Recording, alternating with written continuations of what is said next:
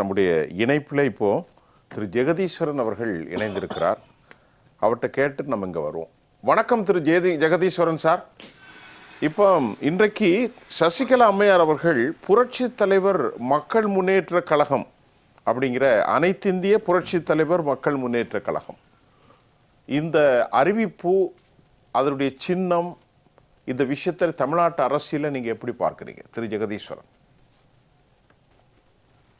நிச்சயமாக நம்ம வந்து பிப்ரவரி 24க்கு முன்னாடி இருந்தே இது குறித்து நம்ம பேச ஆரம்பித்தோம்.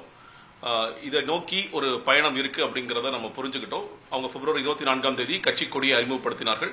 அதில் வந்து அறிஞர் அண்ணா அவர்களுடைய புகைப்படம், எம்ஜிஆருடைய புகைப்படம், ஜெயலலிதா அவருடைய புகைப்படம், 3 புகைப்படம் இருந்தது. அவர்கள் வந்து போகின்ற பாதை எது அப்படிங்கிறது எல்லாருக்குமே தெரியும். அதற்கு பிறகு இன்று கட்சியின் பெயரும் அறிவிக்கப்பட்டுள்ளது. எக்கோ அடிக்கிறத மட்டும் கொஞ்சம் பார்க்க சொல்லுங்க. ஓகே. மக்கள் முன்னேற்ற கழகம், நீங்க வந்து புரட்சி தலைவர் மக்கள் முன்னேற்ற கழகம் அப்படிங்கிறத இன்னைக்கு பெயராக வைத்து அவர் அறிவித்துள்ளார் அப்படிங்கிறது நமக்கு தெரியும். நீங்க வந்து இந்த கட்சி பெயர் அப்படின்னு பார்க்கும் பொழுது நிறைய அவைலபிள் நேம்ஸ் இருக்கும். நமக்கு வந்து எவ்வளவோ பெயர்கள்லாம் இருக்கும். இன்னைக்கும் தமிழகத்தில் எத்தனை கட்சிகள் இருக்கு அப்படிங்கிறது தெரியும். ஆனா இவங்க இந்த பெயரை வந்து சூஸ் பண்ணதுக்கான, தேர்ந்தெடுத்ததுக்கான காரணம் என்று சொல்லும் பொழுது அதில் வந்து மக்களின் முன்னேற்றத்தை நான் பிரதானமாக வைத்து நான் செயல்பட போகின்றேன் அப்படிங்கிறத காமிக்குது.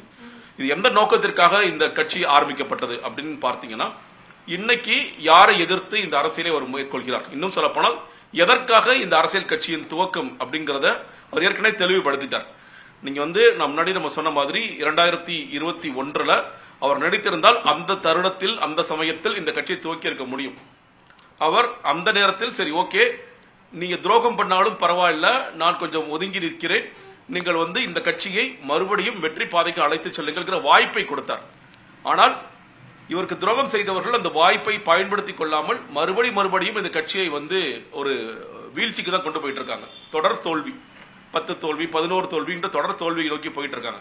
அப்போ இந்த தேர்தலிலும் இன்னொரு தோல்வி ஏற்பட்டால் இந்த இயக்கத்தின் நிலைமை என்ன? கிட்டத்தட்ட 2019 இருந்து 2026 வரைக்கும் தொடர் தோல்வி. அடுத்து வரப்போகின்ற தேர்தலும் நாடாளுமன்ற இல்ல வந்து உள்ளாட்சி தேர்தல் தான். உள்ளாட்சி தேர்தலும் இது தொடரக்கூடிய வாய்ப்புகள் இருக்கின்றது. அதற்கு அடுத்தாக நாடாளுமன்ற தேர்தல். அப்ப கிட்டத்தட்ட 10 வருடங்கள் ஒரு கட்சியை நீங்க தோல்வி முகத்திலே வச்சுட்டு இருந்தீங்கன்னா அதோட தொண்டர்கள் வந்து எவ்வளவு இது அடைவாங்க நமக்கு தெரியும். அவங்க வந்து ஒரு வீழ்ச்சியை நோக்கி போவாங்க. வெவ்வேறு கட்சிகளுக்கு நகரக்கூடிய வாய்ப்புகள் இருக்கின்றது. அப்போ இந்த தொண்டர்களின் இயக்கமாக இருக்கக்கூடிய ஒரு அண்ணா திராவிட முன்னேற்ற கழகம் அதற்கு உண்டான மரியாதையை செய்யவில்லை அப்படிங்கிற காரணத்திற்காகத்தான் இன்றைய கட்சியை இவர் அறிவிக்க வேண்டிய அவசியம் ஏற்பட்டுள்ளது அப்படிங்கிறத பார்க்கின்றேன். இந்த மக்கள் முன்னேற்ற கழகம் என்பது அவருக்கு சொன்ன மாதிரி மக்களின் முன்னேற்றத்திற்காக இருக்க போகின்றது.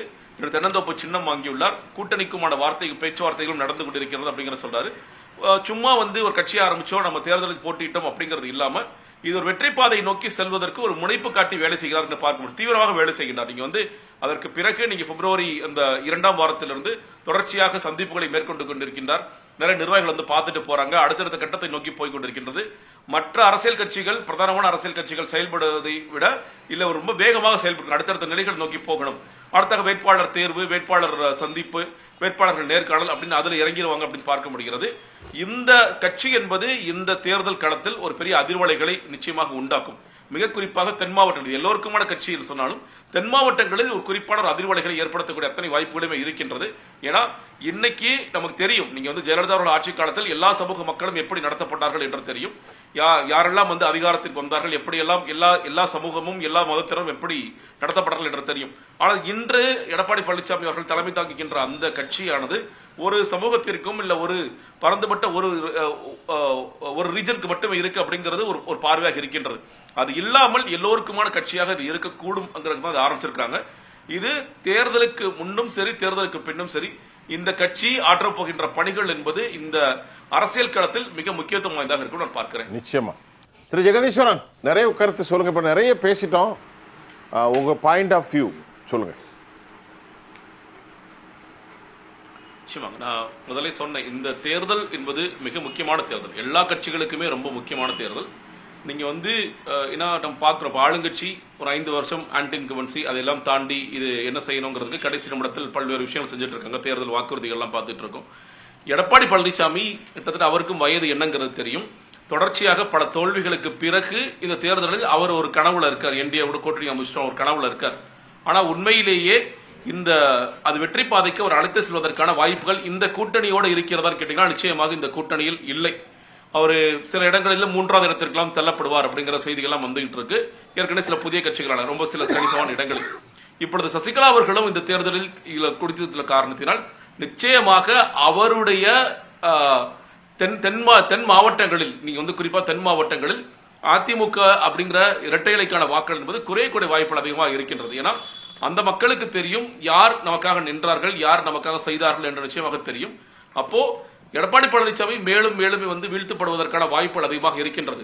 சொல்லப்போனால் அந்த பாடத்தை தான் அவர் கற்க விரும்புகிறாரோ அப்படிங்கிறது ஒண்ணு. இது தனித்திருந்தாலே இப்பொழுது ஒரு கூட்டணிக்கான பேச்சுவார்த்தை நம்ம பார்க்கிறோம். இப்போ பாமக நிறுவனர் ராமதாஸ் அவர்களை சந்தித்தார் ஏற்கனவே. இன்னும் சில கட்சிகள் எல்லாம் கூட்டணிக்கு வரலாம் என்ற விஷயங்கள் எல்லாம் போய்கொண்டிருக்கின்றது. அப்போ இவர் ஒரு வலுவான கூட்டணி அமைக்கும் பட்சத்தில் நீங்க கணிசமான ஒரு வாக்கு வங்கி பெறக்கூடிய அத்தனை வாய்ப்புகளுமே இவர்களுக்கு இருக்கின்றது. ஒரு நல்ல சரியான சின்னம் கிடைத்திருக்கிறது.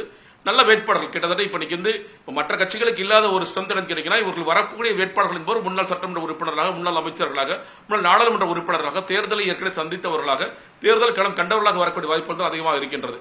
நீங்க அது அவங்களோட ஸ்ட்ரென்த், அவங்களோட எக்ஸ்பீரியன்ஸுக்கு அது நடக்கக்கூடிய வாய்ப்புகள் இருக்கிறது. நான் முன்னாடியே ஒன்று சொன்னேன், இவங்க பிரச்சாரத்திற்கு எப்பொழுதோ தயாராகி விட்டார். நீங்கள் இந்த 5 வருட ஆட்சி குறித்து அவருக்கு இருக்கும் விமர்சன பார்வைகள் எல்லாவற்றையும் தொகுத்து புத்தகங்களாக வைத்திருக்கிறார். நானே ஏற்கனவே பகிர்ந்தேன். அது கோப்புகளாக வைத்திருக்கிறார், புத்தகங்களாக வைத்திருக்கிறார். துறை ரீதியான பிரச்சனைகள் என்ன, துறை ரீதியான ஊழல்கள் என்னென்ன, இங்கு போதை கலாச்சாரம், இது எல்லாவற்றையும் குறித்து பேசுவதற்கு ஒரு வலுவான பிரச்சாரத்தை கட்டமைப்பதற்கு அவர் தயாராகி இருக்கின்றார். அப்ப இதெல்லாம் சேர்ந்து ஒன்றாக இணையும் பொழுது நான் முன்னாடி சொன்ன மாதிரி ஒரு கடுமையான தாக்கத்தை இந்த தேர்தலில் நிச்சயமாக இந்த புரட்சி தலைவர் மக்கள் முன்னேற்ற கழகம் ஏற்படுத்தும். அதில் அதற்கு பிறகு தேர்தல் முடிவுகளுக்கு பிறகு சில மாற்றங்களுக்கும் இது வழிவகுக்கும் நான் பார்க்கின்றேன்.